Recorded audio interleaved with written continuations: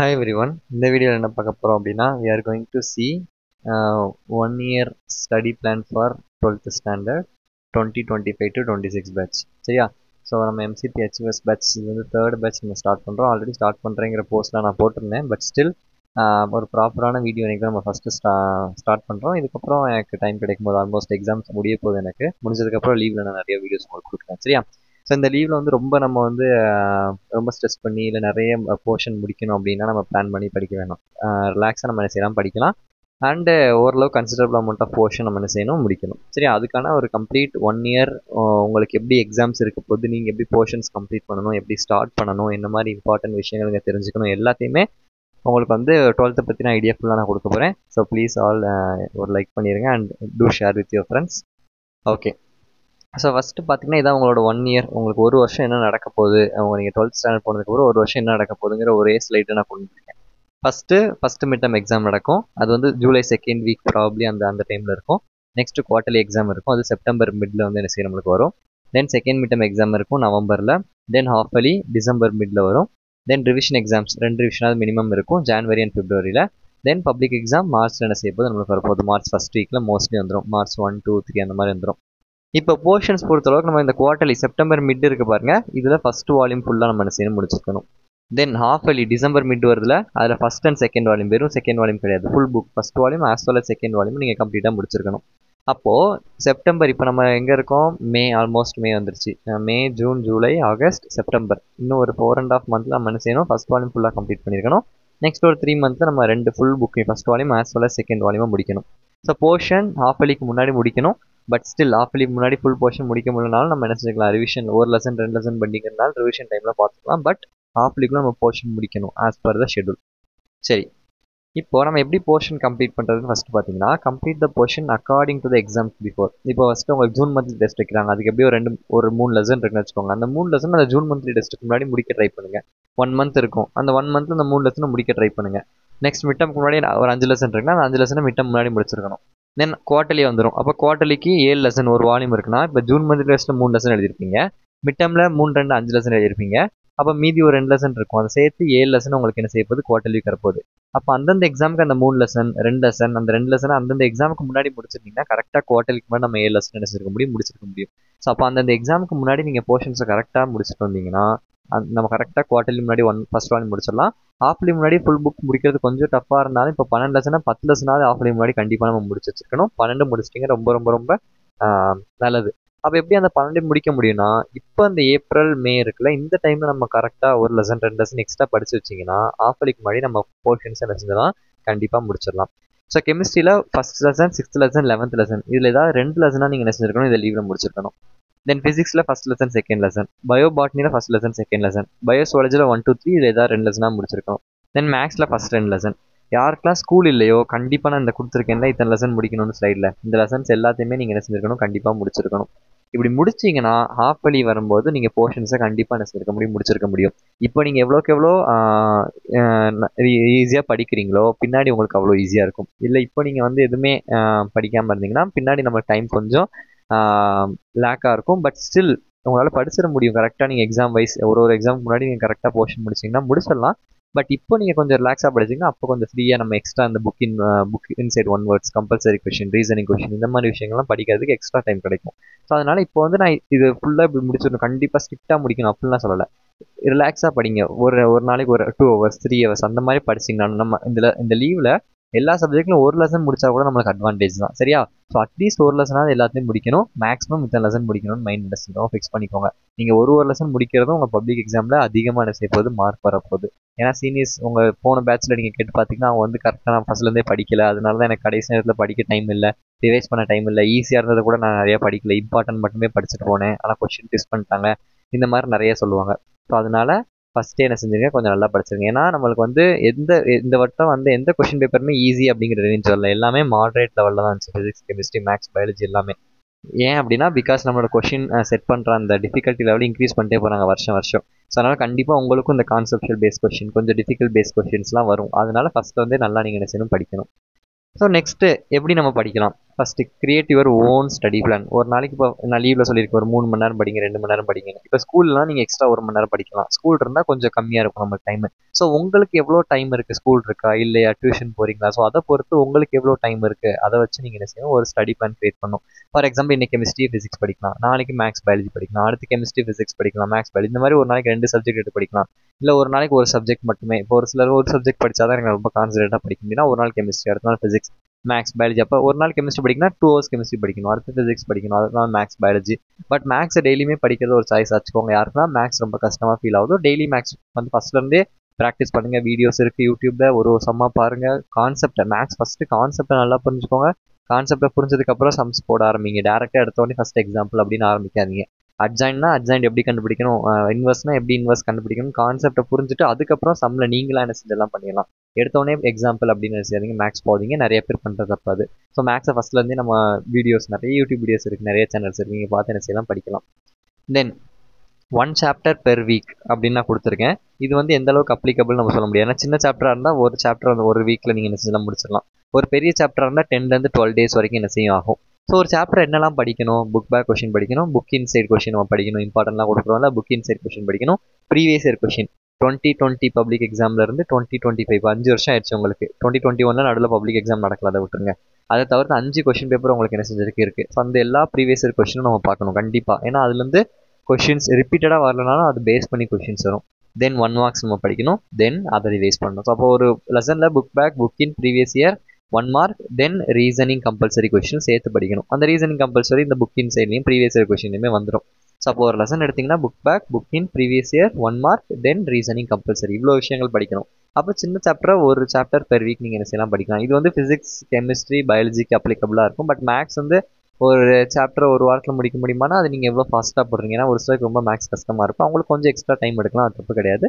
But ஒரு பெரிய சாப்டர்னா 10 to 12 days முடிக்க பாருங்கள். சின்ன சாப்டர்னா 1 chapter பெர் வீக் என்ன செய்யுங்க, முடிக்க ட்ரை பண்ணுங்கள். மேக்ஸ்மே அப்படி தான், ஒரு நாளைக்கு 2 நாளைக்கு ஒரு எக்ஸசைஸ்னு வச்சுக்கோங்க. இப்போ ஒரு 7 எக்ஸசைஸ் இருக்குன்னா ஒரு எப்படி வரும் நம்மளுக்கு, ஒரு 10 to 12 days ஒரு 7 எக்ஸசைஸும் முடிக்கிற மாதிரி பார்த்துக்கோங்க. 5 எக்ஸசைஸ்லாம் இருந்துச்சுன்னா 10 நாள், ஒரு நாளைக்கு 2 நாளைக்கு ஒரு எக்ஸசைஸ் அந்த மாதிரி வச்சுக்கோங்க. பெரிய எக்ஸசைஸாக இருந்தால் 3 நாள் வரைக்கும் கூட போகலாம். பட் இப்போ நீங்கள் எவ்வளோ எக்ஸ்ட்ரா டைம் எடுத்து படித்தாலும் தப்பு கிடையாது. ஏன்னா இப்போ தான் உங்களுக்கு டைம் கிடைக்கும் படிக்கிறதுக்கு. அப்போ நீங்கள் பின்னாடி போய் எக்ஸ்ட்ரா டைம் எடுத்து படிக்க டைமே இருக்காது. ஸ்கூல்னு ஆரம்பிச்சதுக்கப்புறம் ஸ்கூலு, ஹோம் ஒர்க்கு, அதுக்கப்புறம் அப்படியே டெஸ்ட்டு அப்படின்னு நிறைய போயிடும். ஸோ அதனால் இப்போ நீங்கள் டைம் எடுத்து படிங்க, தப்பு கிடையாது. பட் அதே டைமில் போர்ஷனும் நம்ம கரெக்டாக முடிச்சுட்டு போகணும். அதான் சொல்கிறேன், ஒரு லெசன் 2 லெசனாக இந்த லீவில் முடிச்சுக்கணும். அதுக்கேற்ற மாதிரி நீங்கள் பிளான் பண்ணி படிங்க, சரியா? தென் ஸ்மால் சாப்டர் எப்படி ஒரு வாரத்தில் முடிக்கலாம். புக் பேக் 2 நாள், புக் இன் சைட் கொஷினுக்கு 2 நாள், ப்ரீவியஸ் இயர் பார்க்குறதுக்கு 1 நாள். ஏன்னா ப்ரீவியஸ் இயர் நிறைய புக் பேக், புக் இன் நீங்கள் படித்தது ப்ரீவியஸ் இயரில் வந்துடும். அதனால் ப்ரீவியஸ் இயருக்கு 1 நாள், தென் 1 mark படிக்கிறதுக்கு 1 நாள், both book back and book in நீங்கள் படித்தது எல்லாத்தையும் ரிவைஸ் பண்ணுறதுக்கு 1 நாள். ஸோ ஸ்மால் சாப்டர் வந்து ஆல்மோஸ்ட் 7 days ஒரு வீக்கில் முடிச்சிடலாம். தென் பிக் சாப்டர்ஸ் வரும்போது புக் பேக்கு 3 நாள், புக் இன்க்கு 3 நாள், இன்னும் 1 நாள் வேணுனாலும் நீங்கள் எக்ஸ்ட்ரா செஞ்சுக்கலாம், எடுத்துக்கலாம். தென் அதே மாதிரி ப்ரீவியஸ் இயருக்கு 1 நாள், 1 markக்கு 1 நாள், ரிவிஷனுக்கு 1 நாள். இது ஓகே, ஒரு 10 to 12 days வரலாம். இது வந்து எது, ஃபிசிக்ஸ், கெமிஸ்ட்ரி, பயாலஜிக்கு. மேக்ஸ் அவங்களோட ஓன் ஸ்பீடில் போங்க. பட் ஒரு 2 நாளைக்கு ஒரு எக்ஸசைஸ் அந்த மாதிரி என்ன செஞ்சோம் வச்சுக்கோங்க. எக்ஸாம்பிள்ஸ் பாருங்கள், அது ரிலேட்டடாக எக்ஸசைஸ் அப்போ என்ன செஞ்சுருங்க, ஒர்க் அவுட் பண்ணி பார்த்துங்க. தென் எப்படி படிக்கணும். இப்போ நீங்கள் புக்கில் இருந்து எனக்கு இந்த வீடியோ பார்த்தெல்லாம் படிக்க இது கிடையாது, நான் புக்கை பார்த்தே புரிஞ்சு படிச்சிருவேன்னா ஃபஸ்ட்டு புக்கை நல்லா ரீட் பண்ணுங்கள். ரீட் பண்ணி அதை புரிஞ்சுக்கோங்க. ஃபஸ்ட்டு ரீட், தென் அண்டர்ஸ்டாண்ட். ரீட் பண்ணி அதுக்கப்புறம் புரிஞ்சதுக்கு அப்புறமா அதுலேருந்து நோட்ஸ் எடுத்து பாருங்கள். ஏன்னா இப்போ தான் உங்களுக்கு ஸ்டார்ட் ஆகுது, டைம் நிறையா இருக்குது, கரெக்டாக? ஸோ அதனால் நோட்ஸ் கண்டிப்பாக என்ன செய்யுங்க, எடுங்க. ஷார்ட் நோட்ஸ் உங்களுக்கு என்ன புரியுதோ அதை என்ன செய்யுங்க, நோட்ஸ் எடுத்து வைங்க. ஏன்னா கடைசி நேரத்தில் உங்களுக்கு கான்செப்ட்லாம் புரியாமல் இல்லை ரீசனிங் கொஷின், கம்பல்சரி கொஷினுக்கு அந்த நோட்ஸ் ரொம்ப ரொம்ப ஹெல்ப்ஃபுல்லாக இருக்கும். எஸ்பெஷலி நோட்ஸ் எதுக்கு எடுக்கணும்னா, ஆர்கானிக் கெமிஸ்ட்ரி கண்டிப்பாக நோட்ஸ் எடுத்து படிக்கணும். அதுக்கப்புறம் பார்த்தீங்கன்னா ஃபிசிக்ஸில் நியூமெரிக்கல்ஸ் படிக்கிறீங்க, இல்லை டெரிவேஷன்ஸ் படிக்கிறீங்கன்னா அதில் கண்டிப்பாக நோட்ஸ் எடுத்து படிக்கணும். மேக்ஸுக்கும் நீங்கள் செஞ்சு பார்க்கும்போது ஆப்வியஸாக எழுதி பார்க்க போகிறீங்க. அண்ட் பயாலஜிக்கெலாம் உங்கள் சாய்ஸ், நோட்ஸ் எடுக்கணும்னு இல்லை, நீங்கள் புக்கில் அண்டர்லைன் பண்ணி படிச்சுக்கலாம். தியரிலாம் புக்கில் கூட அண்டர்லைன் பண்ணி படிச்சுக்கலாம். பட் ஆர்கானிக் கெமிஸ்ட்ரி, டெரிவேஷன்ஸ், நியூமெரிக்கல்ஸ்க்குலாம் கண்டிப்பாக நோட்ஸ் என்ன செய்யணும், நீங்கள் எடுக்கணும். தென் நோட்ஸ் எடுத்ததுக்கப்புறம் யூ ஸ்டடி. நோட்ஸ் பார்த்து படிக்கணும் படிக்கலாம், இல்லை புக்கை பார்த்து படிக்கணும்னாலும் படிக்கலாம். தென் படித்ததுக்கப்புறம் ப்ராக்டிஸ் அண்ட் ரிவிஷன். எதுக்கு ப்ராக்டிஸ் பண்ணணும் அப்படின்னா, ப்ராப்ளம்ஸ், டெரிவேஷன்ஸ் அதெல்லாமே ப்ராக்டிஸ் பண்ணி பார்க்கணும். தென் தியரியை நீங்கள் என்ன செய்யணும், திருப்பி ரிவைஸ் பண்ணால் தான் உங்களுக்கு ஞாபகம் இருக்கும். ஸோ புக்கில் இருந்து ரீட் பண்ணுறீங்க, புரிஞ்சுக்கிறீங்க, நோட்ஸ் எடுக்க வேண்டியதை நோட்ஸ் எடுக்கணும். இல்லைனா புரிஞ்ச நம்ம ரீட் பண்ணி வச்சுருக்கோம்ல அதை படிக்கணும்.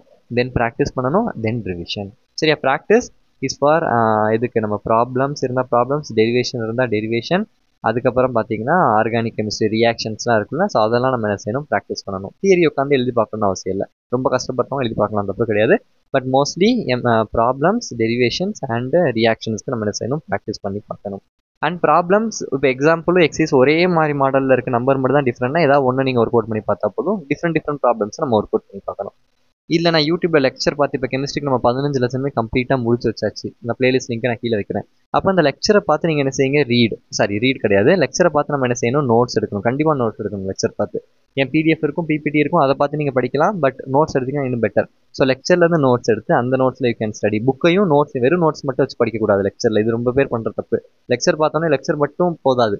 லெக்சர் பார்த்து நீங்கள் நோட்ஸ் எடுக்கிறீங்க, அந்த நோட்ஸோட புக்கையும் சேர்த்து படிங்க. ஏன்னா நான் நடத்தினேன்னு வச்சுக்கோங்களேன், நான் நடத்தி முடிச்சதுக்கப்புறம் நீங்கள் புக்கை ரீட் பண்ணால் இன்னும் உங்களுக்கு நல்லா புரியும். ஸோ அப்போ லெக்சர் பார்த்துட்டு நோட்ஸ் எடுங்க, தென் புக்கையும் வச்சு you have to study, then practice, then revision. So book இருந்தால் இந்த ப்ரொசீஜர், லெக்சர் பார்த்து படிக்கிறீங்க இந்த ப்ரொசீஜர், லெக்சர், நோட்ஸு, தென் புக்கையும் வச்சு you have to study, practice and revision. ஏன்னா நீங்கள் லெக்சர் பார்த்து நோட்ஸ் இருக்கும்போது உங்களுக்கு புரிஞ்சிடும். ஸோ ஆட்டோமேட்டிக்காக you can start studying. Then start from now. இப்போ இருந்து என்ன செய்யுங்க, படிக்க ஆரம்பிங்க. கொஞ்சம் கொஞ்சமாக படித்தாலும் நம்மளுக்கு ரொம்ப ரொம்ப ரொம்ப ஒரு பெரிய இம்பாக்ட் இருக்க போகுது. Then no important. ஃபஸ்ட்டே இப்போ குவார்ட்டர்லிக்கு முன்னாடி இந்த இம்பார்ட்டன்ட்ங்கிறத தயவு செஞ்சு எடுத்துறாதீங்க. ஏன்னா போன வருஷம் இம்பார்ட்டன்ட் பார்த்து கொஸ்டின் மாடரேட் லெவலில் தான் போயிடுச்சு. இப்போயே சொல்கிறேன் 80 to 85 வரைக்கும் கூட நீங்கள் எடுத்துடலாம் இம்பார்ட்டன்ட். பட் அந்த 85 to 100க்கு கண்டிப்பாக டெஸ்ட் பண்ணுறாங்க. இந்த வருஷமும் டெஸ்ட் பண்ணுவாங்க, அதில் மாற்று கருத்தே கிடையாது. ஸோ நல்ல கட் ஆஃப் வேணும், நல்ல காலேஜ்லாம் போகணும் அப்படின்னா அந்த 10 மார்க் 15 மார்க் 1 மார்க்குங்கிறது கூட ரொம்ப ரொம்ப முக்கியம். அது நீங்கள் வந்து போக போக புரிஞ்சுப்பீங்க. ஸோ அதனால் ஃபஸ்ட்டே ஸ்டார்டிங்கில் நோ இம்பார்ட்டன்ட், நல்லா புரிஞ்சு கான்ஸ்டண்ட்டாக ரிவைஸ் பண்ணிக்கிட்டே தான் இருக்கணும். கான்செப்டை புரிஞ்சு படிக்கணும், ரிவைஸ் பண்ணிகிட்டே இருக்கணும். இதான் வந்து உங்களுக்கு strategy. So first start with page by page. சில இம்பார்ட்டன்ட் டவுட்ஸ் இல்லை, சில பேர் எடுத்தோன்னே நான் கொஸ்டின் ஆன்சர் படிச்சிடலாமா, இல்லை இம்பார்ட்டன்ட் மட்டும் படித்தா போதுமான்னு கேட்பீங்க. அப்படி கிடையாது. பேஜ் பை பேஜ் ஒரு பேஜ் எடுக்கிறீங்கன்னா அதில் என்னென்ன கொஸ்டின்ஸ்லாம் இருக்கோ வரிசையாக படிங்க. அது இப்போ நீங்கள் வந்து கெமிஸ்ட்ரியில் வந்து ஃபஸ்ட் லெசனில் படிக்கிறீங்கன்னு வச்சுக்கோங்க, ஃபஸ்ட் பேஜ் எடுத்தாலும் மினரல்ஸ் அண்ட் ஓர்ஸ் கொஸ்டின் இருக்கும். அதே இதில் வந்து டைப்ஸ் ஆஃப் அந்த various types of extraction of metals என்னென்ன டைப்ஸ் இருக்குன்னு இருக்கும். செகண்ட் பேஜ் எடுத்திங்கன்னா கிராவிட்டி செப்பரேஷன் இருக்கும். அடுத்த பேஜில் ஃப்ளோட் ஃப்ளோட்டேஷன் இருக்கும். அதுக்கடுத்த பேஜில் என்ன ப்ராசஸ் இருக்கும், லீச்சிங் இருக்கும். ஸோ அப்போது அந்த இதில் நம்ம சொல்லியிருப்போம்ல இதெல்லாம் இம்பார்ட்டன்ட். ஸோ பேஜ் பை பேஜாக நீங்கள் படிக்கும்போது நீங்கள் பேஜ் பை பேஜாக படிக்கிற நிறைய questions 90% of the question book பேக்லையும் கவர் ஆயிரும். அதனால் நீங்கள் பேஜ் பை பேஜாக படிக்கிறது போத் புக் பேக் அண்ட் புக்கின் கவர் ஆயிரும். அது போக புக் பேக்கில் எதுவும் படிக்காமல் இருந்தால் நீங்கள் என்ன சொல்லுவாங்க, படிச்சுக்கோங்க. So that is the best way to start. Page by பேஜாக படிக்கணும். தென் இம்பார்ட்டன்ட் கொஷின்ஸ் கிடையாது, கான்செப்ட்ஸை புரிஞ்சு படிக்கணும். எஸ்பெஷலி நான் பிளாக் எலிமெண்ட்ஸ், அதுக்கப்புறம் ஆர்கானிக் கெமிஸ்ட்ரிலாம் படிக்கணும். ஏன்னா கான்செப்ட்ஸ் ரொம்ப ரொம்ப முக்கியம். ஏன்னா அதே கொஷின் அவங்க ரிப்பீட் பண்ண அவசியம் இல்லை.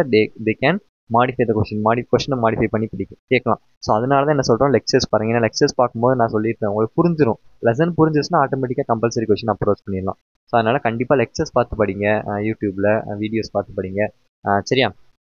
தென் எல்லாத்தையுமே எழுதி பார்க்கணுமா அப்படின்னு கேட்டால் கிடையாது. நான் சொன்ன மாதிரி நியூமரிக்கல்ஸ், டெரிவேஷன்ஸ், அதுக்கப்புறம் ரியாக்ஷன்ஸ் எழுதி பார்த்தா போதுமானது.